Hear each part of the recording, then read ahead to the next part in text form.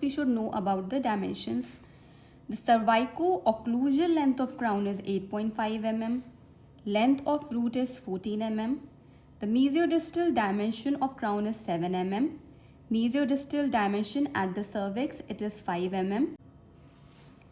Buccolingual dimension of crown, it is approximately 9 mm, or we can say buccopalatal dimension of crown also. And buccolingual dimension of crown at the cervix, it is 8 mm. Then we have curvature of cervical line. On the mesial aspect, it is 1 mm, and on the distal aspect, it is 0 mm. So before starting your carving, you should know about the important points related to permanent maxillary first premolar. So in the picture, you can see your crown. It is roughly trapezoidal in shape, and your contact area over here, it is represented by a relatively broad curvature, the crest of which lies immediately occlusal to halfway point from cervical line to the tip of the buccal cusp. So you can see your mesial contact area over here, and from cervical line to mesial contact area, you can see a concavity. Then you have your mesial slope, which is longer than your distal slope. Then you have your distal contact area. Distal contact area is represented by broader curvature than it is found mesially. And the crest of curvature of contact area tends to be a little more occlusal when the tooth is posed with a long axis vertical. You can see your buccal cusp, which has a pointed tip, and it approximately looks like a canine.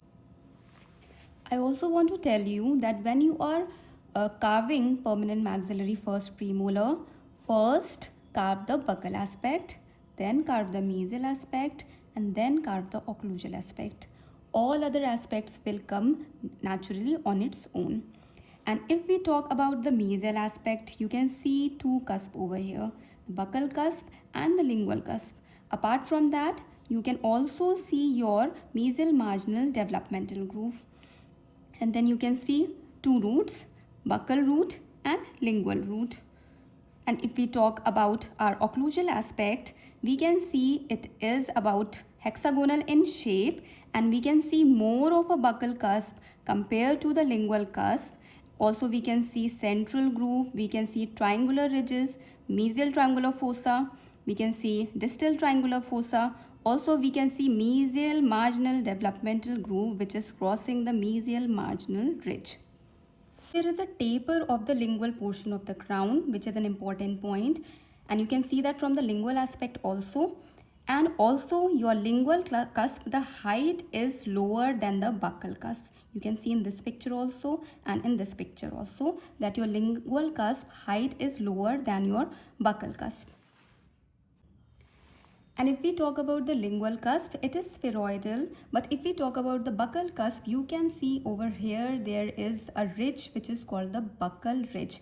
So if you draw your mesial aspect, this outline is of your buccal ridge. From the mesial aspect, we can see two roots, buccal root and lingual root.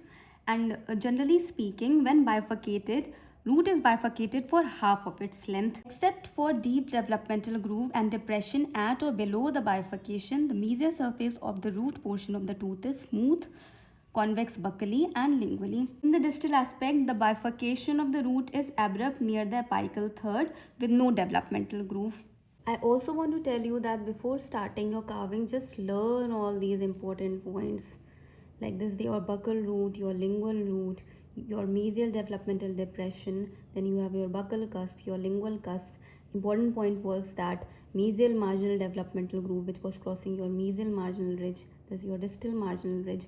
These are all your cuspal ridges. This is your mesial triangular fossa. This is your distal triangular fossa. So learn all these important points.